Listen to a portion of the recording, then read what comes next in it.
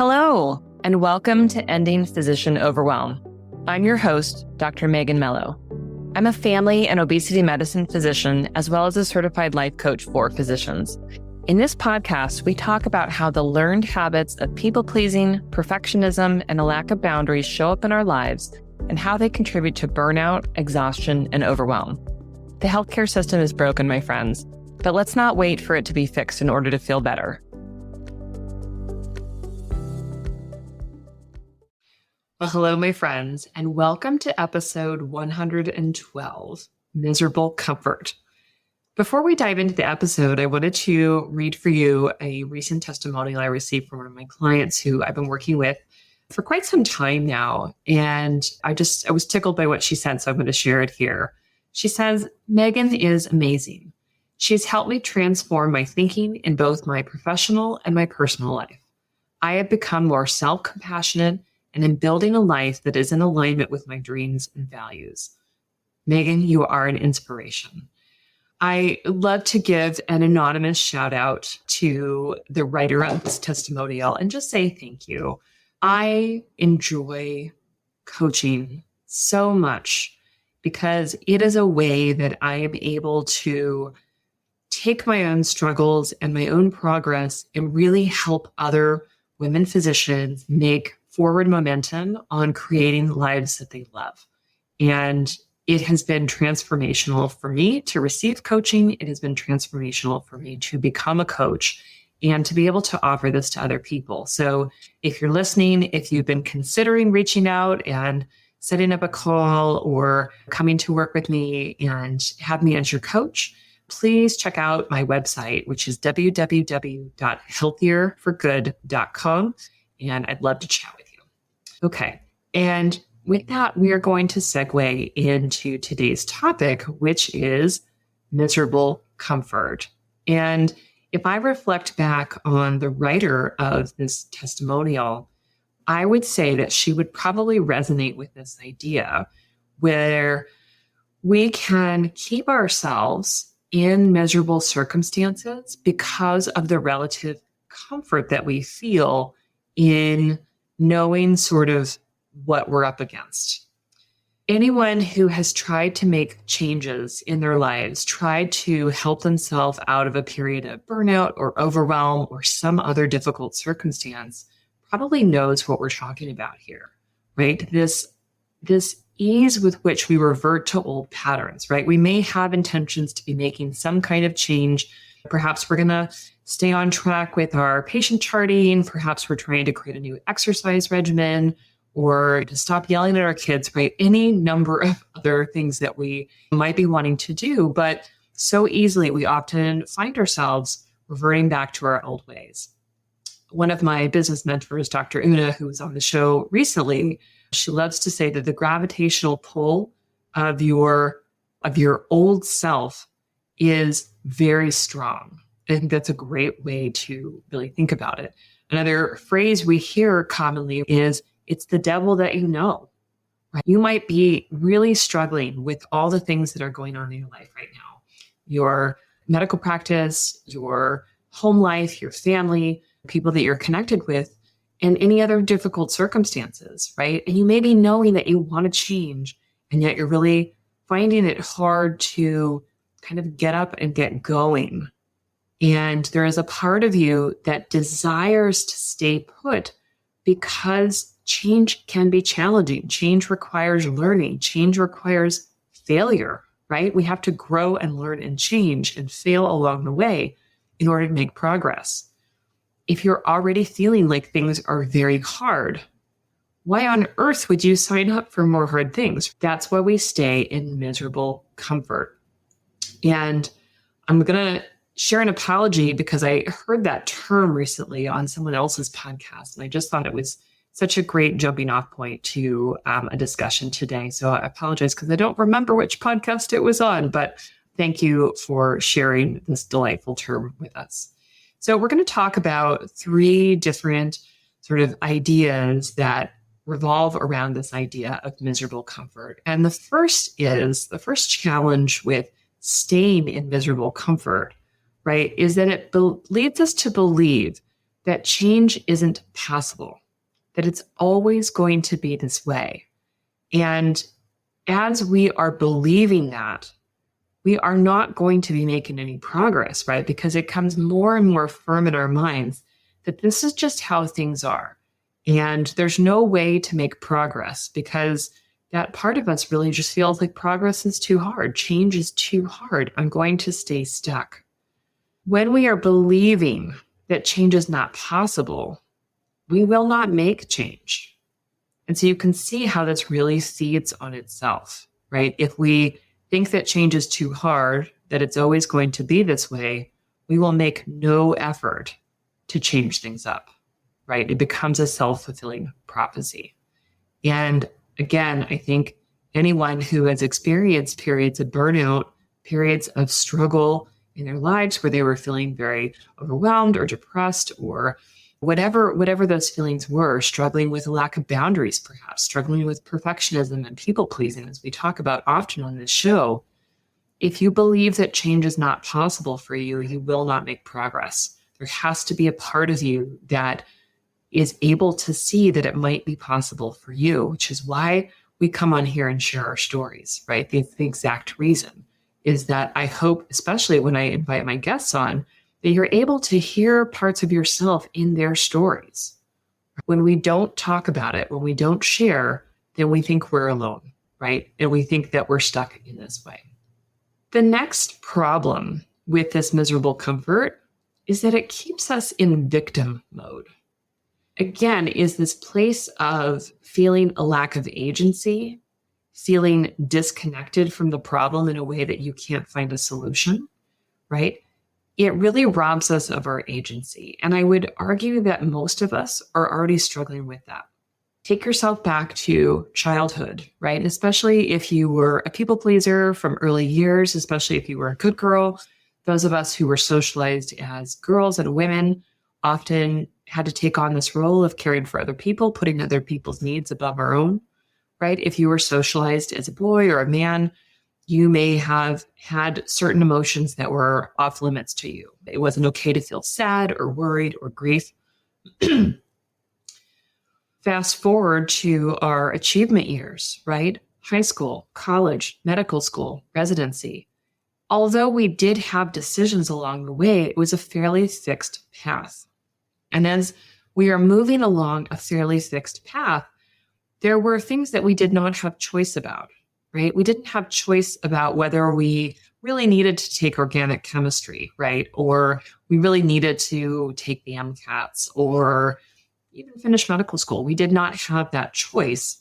And that comes with certain things, right? We needed to learn certain things. We needed to prove that we had a stick-with-itness, right? Especially those of us who did not really enjoy organic chemistry, right? We had to do well enough, right? We had to prove that we could stick with it, even if it didn't seem relevant to what we wanted to be doing.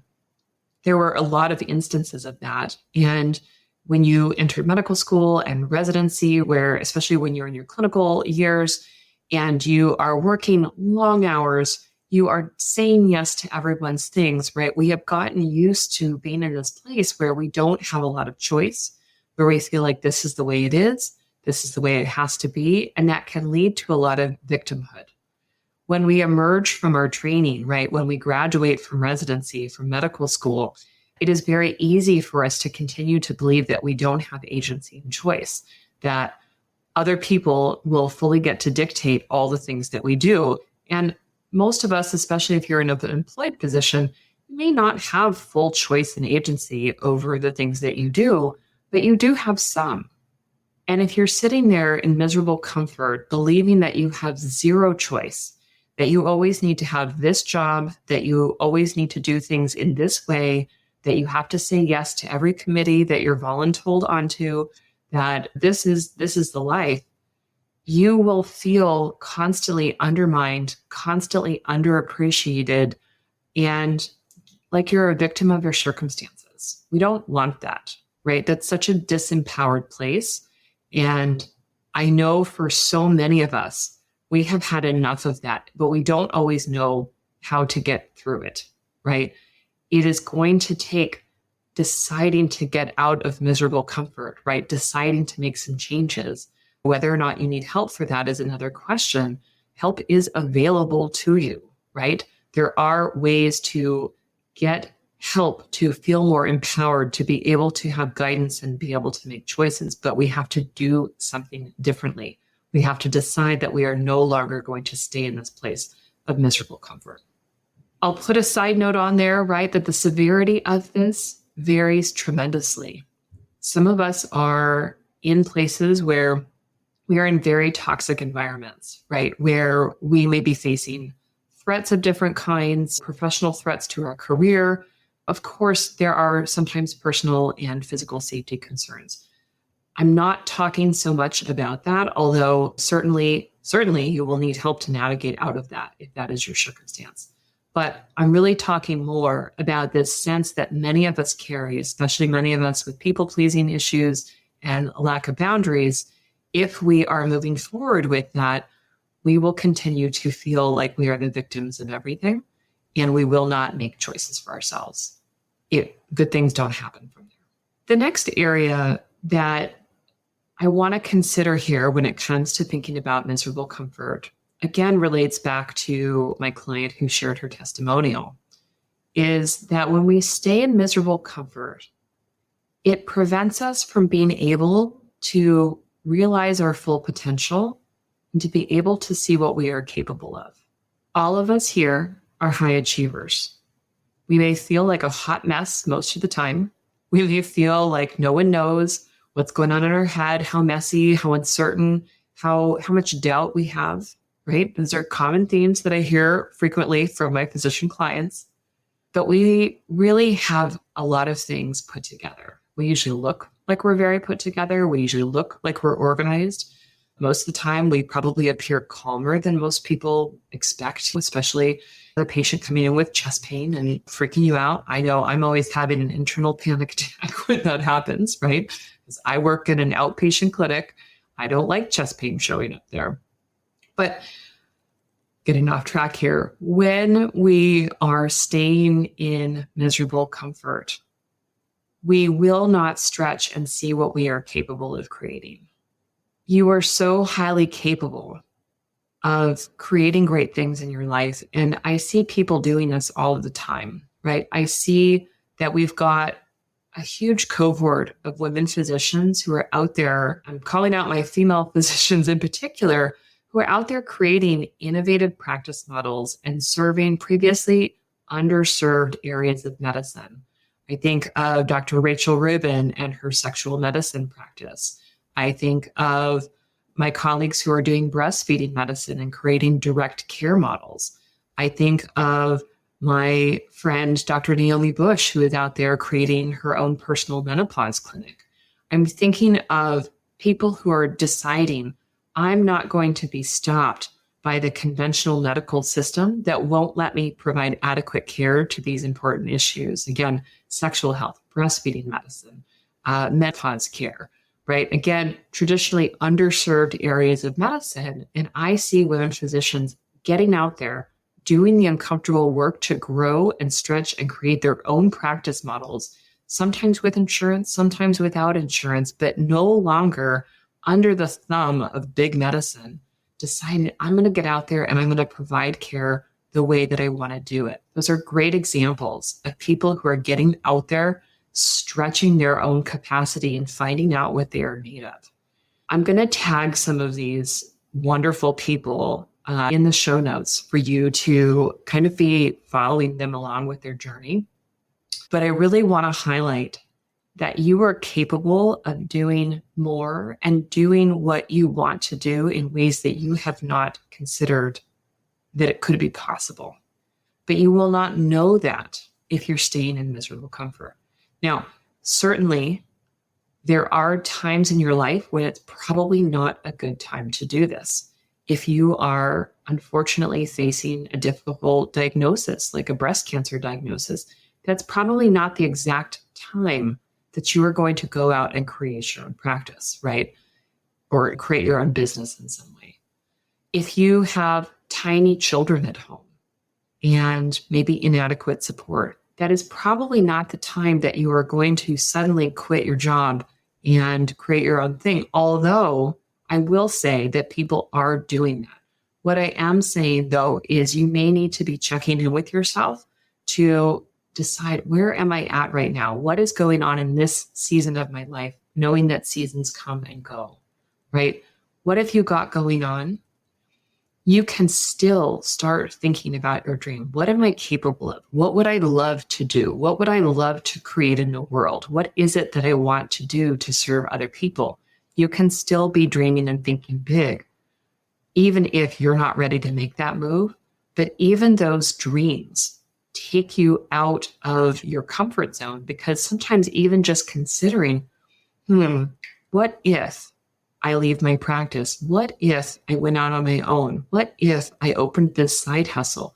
What if I could start creating a product that would really serve this need in my patients, right? People are out there doing that, and they're quite frankly kicking ass at it, but it comes with a lot of discomfort. And it usually involves learning new skills around business, around marketing, around really putting yourself out there in ways that are incredibly uncomfortable. They are uncomfortable. That discomfort, however, is not a sign that there is anything wrong, and it is something you can learn to tolerate, but you have to decide, I'm willing to step out of my miserable comfort, the devil that I know, right? My old patterns of doing things. And I'm willing to embrace the discomfort I expect when I'm learning something new, when I need to try and fail, when I need to go out there. You will not realize your own potential, and you will not realize your own dreams of what is possible unless you are willing to step out there and put yourself out there. Now, again, does that mean that every single person listening needs to go and create their own business? No, that's not what I'm saying. But what I am saying is that there is so much more in you than you are currently doing if you are staying in miserable comfort. And if you've got dreams inside of you, I want to invite you to start really thinking about them, to start allowing yourself the mental freedom to imagine what might be possible for you, because it is happening. Other people are doing this, and this can be possible for you as well.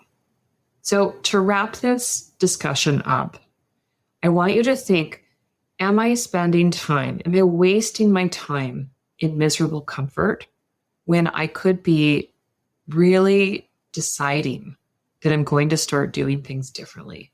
Whether that's something in your personal life, whether that's something in your professional life, it really doesn't matter. But where are you holding yourself back? Because it's more comfortable to keep up with the same old than it is to imagine what might be possible for you. So again, those three areas that I touched upon. One, us believing that change isn't possible for us, that it's too hard, and that keeping us stuck, right? We reinforce the principle that change is impossible when we believe it's too hard, and when we think it's too hard, then we believe it's not possible, right? It's a self-feeding loop. Number two, that it keeps us in victim mode. It keeps us assuming that we are not in control of our own circumstances, that we have no agency, no ability to make choice. And number three, that staying in miserable comfort prevents you from being able to realize your full potential, to see what you're made of, to see what you can create, to see how you can build your life up differently. I didn't know that I was embarking on this when I decided that I was done with my miserable comfort. I stayed in miserable comfort for more years probably than I'd be able to count. And while I no longer regret any place that I've been, I can see now how many years I spent in miserable comfort because I was too scared. I was too worried about what would happen. I couldn't at the time see any examples of what was possible.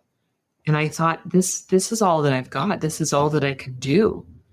Having joined a coaching program, having put myself out there, having surrounded myself with other physicians who are doing the audacious work of putting themselves out there and figuring out new ways to do things and new ways to thrive, I've really been able to see how much is possible. And I invite you to take a peek at this world as well.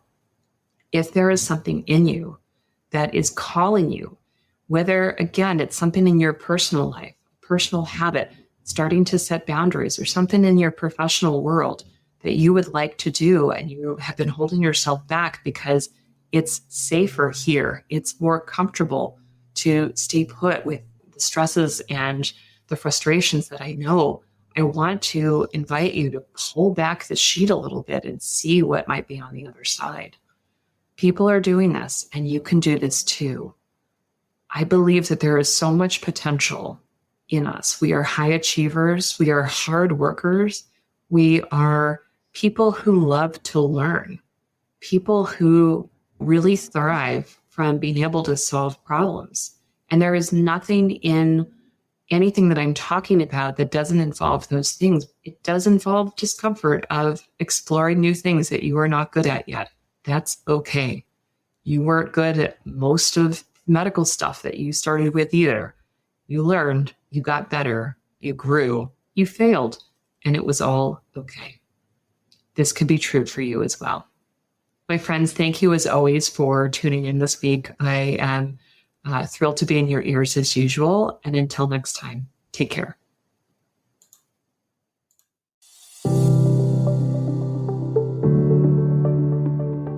Well, that's our show for today. Thank you as always for listening. To learn more about my coaching programs, head to www.healthierforgood.com. And if you love this podcast, please drop us a review on iTunes or support the show by clicking the link in the show notes. Until next time, take care.